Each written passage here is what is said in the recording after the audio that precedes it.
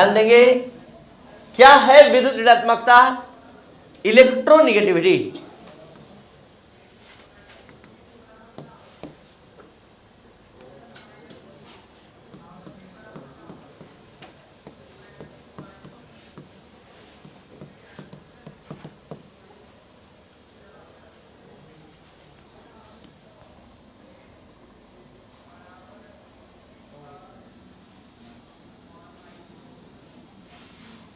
चलिए ध्यान दिया जाए, इलेक्ट्रोनेगेटिविटी क्या है विद्युत ऋणात्मकता। ऐसे तो हम इस टॉपिक को बहुत बार आप लोग को समझा चुके हैं रासायनिक बंधन पढ़ाते समय, द्विध्रुव आघूर्ण पढ़ाते समय, लेकिन आज पूरे डिटेल में आप इस चैप्टर में ही अध्ययन करेंगे।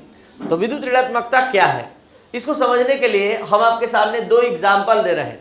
पहला एग्जाम्पल है HCl अणु का। बता सकते हैं आप लोग H के बाह्यतम कक्ष में कितना इलेक्ट्रॉन और Cl के बाह्यतम कक्ष में 7।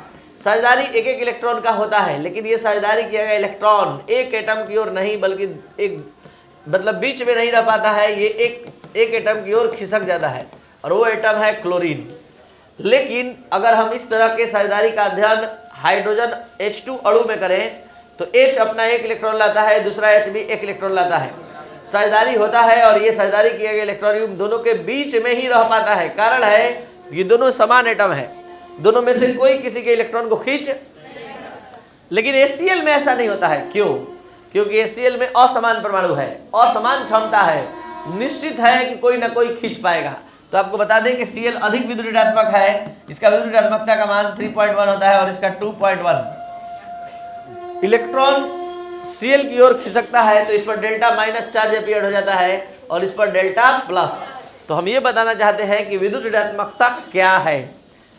विद्युत ऋणात्मकता का संबंध बंधित युग्म इलेक्ट्रॉन से होता है। आप लोग को इतना जानकारी होना चाहिए, किसी परमाणु के चारों ओर दो तरह के इलेक्ट्रॉन युग्म होते हैं, एक होता है बंधित युग्म और एक होता है निर्जन युग्म। तो किसी बंधित युग्म इलेक्ट्रॉन का किसी परमाणु द्वारा अपनी ओर खींचने की क्षमता विद्युत ऋणात्मकता कहलाती है। यहाँ पर इलेक्ट्रॉन खींचने की क्षमता किसकी अधिक है? Cl। और किसकी कम? तो विद्युत ऋणात्मकता एक आपेक्षिक गुण है, विद्युत ऋणात्मकता का कोई इकाई नहीं होता है और विद्युत ऋणात्मकता को En द्वारा सूचित करते हैं। अब आप देख सकते हैं किसी परमाणु द्वारा बंधित युग्म इलेक्ट्रॉन को अपनी ओर आकर्षित करने की क्षमता को क्या कहते हैं? विद्युत ऋणात्मकता। विद्युत ऋणात्मकता को En द्वारा सूचित करते हैं, इसकी कोई इकाई नहीं होती है। और विद्युत ऋणात्मकता का जो मान है वो दो तरह से निकाला जाता है, पहला मुल्केन पैमाने के हिसाब से और दूसरा पॉलिंग। दोनों में अंतर क्या है? जब Ip और Ea का मान हमको जूल में दिया रहेगा तो Ip और Ea के मान को लेकर, Ip क्या है? आयनन विभव, Ea क्या है? इलेक्ट्रॉन बंधुता। दोनों के मान को लिखकर 2 से भाग दे देंगे, यानी दोनों का औसत निकाल देंगे तो ये विद्युत ऋणात्मकता का मान दे देगा। लेकिन शर्त लगा हुआ है कि दोनों का मान किस चीज में होना चाहिए? जूल में। और अगर पॉलिंग स्केल में निकालना है तो पॉलिंग स्केल में ये शर्त है कि अगर विद्युत ऋणात्मकता का मान इलेक्ट्रॉन वोल्ट में रहेगा, विद्युत ऋणात्मकता का नहीं बल्कि आयनन विभव और इलेक्ट्रॉन बंधुता दोनों का मान अगर इलेक्ट्रॉन वोल्ट में रहेगा तो हम पॉलिंग स्केल का सहारा लेंगे और Ip और Ea के मान को कितना से भाग देंगे? 5.6 से।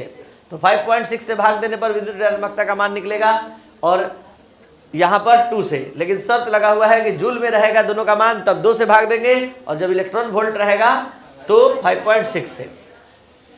विद्युत ऋणात्मकता को प्रभावित करने वाले 3 कारक हैं। पहला कारक है परमाणु आकार, दूसरा कारक है नाभिकीय आवेश और तीसरा है आवरण प्रभाव। परमाणुविक आकार जरा ध्यान दिया जाए, एक एटम A है और एक एटम B, दोनों में से कौन बंधित युग्म इलेक्ट्रॉन को तेजी से खींचेगा? यहाँ भी सेम कॉन्सेप्ट है और ये सेम कॉन्सेप्ट क्या है कि परमाणु छोटा होगा तो बंधित युग्म इलेक्ट्रॉन को तेजी से खींचेगा, परमाणु बड़ा होगा तो तेजी से, यानी कि आकार छोटा आकार कम तो विद्युत ऋणात्मकता का मान अधिक। अगर परमाणुविक आकार अधिक तो विद्युत ऋणात्मकता का मान कम। तो डायरेक्टली समानुपाती का संबंध है कि व्युत्क्रमानुपाती का? व्युत्क्रमानुपाती का। तो एक बार में आप लोग तीनों का कॉन्सेप्ट माइंड में सेट कर लीजिए। और तीनों का कॉन्सेप्ट क्या क्या है कि जब जब आकार बढ़ेगा तो आयनन विभव, विद्युत ऋणात्मकता और इलेक्ट्रॉन बंधुता, तीनों का मान क्या होगा? घटेगा। तो वर्ग में ऊपर से नीचे जाने पर इस तीनों का मान मतलब किसका किसका? आयनन विभव, इलेक्ट्रॉन बंधुता और विद्युत ऋणात्मकता, तीनों का मान घटेगा। नेक्स्ट है नाभिकीय आवेश। नाभिकीय आवेश के साथ भी सेम कॉन्सेप्ट है कि नाभिकीय आवेश का मान जब बढ़ता है तो विद्युत ऋणात्मकता का भी मान बढ़ता है, यानी ये समानुपाती होता है।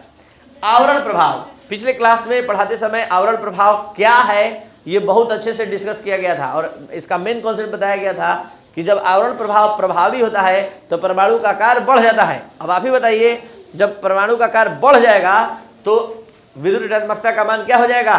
कम हो जाएगा। तो आवरण प्रभाव व्युत्क्रमानुपाती होता है किसके? विद्युत ऋणात्मकता के। तो यहाँ आप देख सकते हैं परमाणुविक आकार व्युत्क्रमानुपाती है परमाणुविक आकार के, नाभिकीय आवेश जो है समानुपाती है विद्युत ऋणात्मकता के, और यहाँ आवरण प्रभाव व्युत्क्रमानुपाती है विद्युत ऋणात्मकता के। वर्ग में विद्युत ऋणात्मकता का परिवर्तन, वर्ग में ऊपर से नीचे जाने पर आकार बढ़ रहा है तो क्या होगा? विद्युत ऋणात्मकता का मान घटेगा। तो सबसे अधिक विद्युत ऋणात्मक कौन होगा?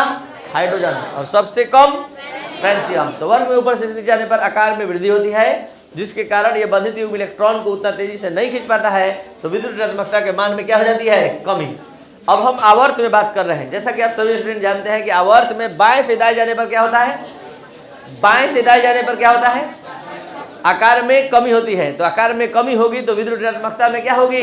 वृद्धि। तो आवर्त सारणी के बाएं से आवर्त सारणी के किसी आवर्त में बाएं से दाएं जाने पर विद्युत ऋणात्मकता के मान में वृद्धि होती जाती है, क्योंकि आवर्त सारणी के किसी आवर्त में बाएं से दाएं जाने पर परमाणु के आकार में कमी होती जाती है। इसलिए इलेक्ट्रॉन और नाभिक के बीच की दूरी क्या होती है? कम होती जाती है, और कम होने के कारण विद्युत ऋणात्मकता के मान में क्या होती है? वृद्धि होती जाती है।